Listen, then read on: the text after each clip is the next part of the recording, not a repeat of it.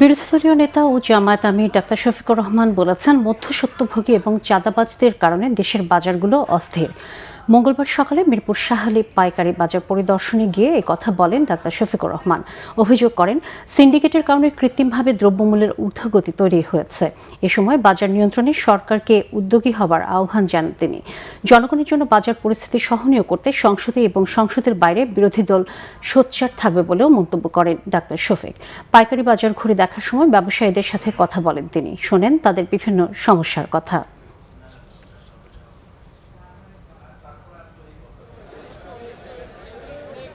এখানে যে দোকানগুলো আছে, দোকানগুলা স্বস্তিদায়কভাবে যারা ব্যবসা করে তারা পায় না। এখানেও দখলদারিত্ব আছে, এখানেও নীরব চাঁদাবাজি আছে, কিন্তু মুখ ফুটে কেউ কথা বলতে চায় না। সবার মুখ চেপে রাখা হয়েছে। কারা করে এই চাঁদাবাজি? আফ্রিকার জঙ্গল থেকে এসে কেউ করে না।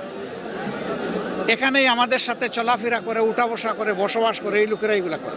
সংসদের ৩০০ জন সদস্য যদি সিদ্ধান্ত নেয় যে বাংলাদেশে চাঁদাবাজি হবে না, তাহলে কেউ করার সাহস পাবে না। কিন্তু এরাই যদি আশ্রয় প্রশ্রয় দেয়, তাহলে চাঁদাবাজি বন্ধ করা অসম্ভব।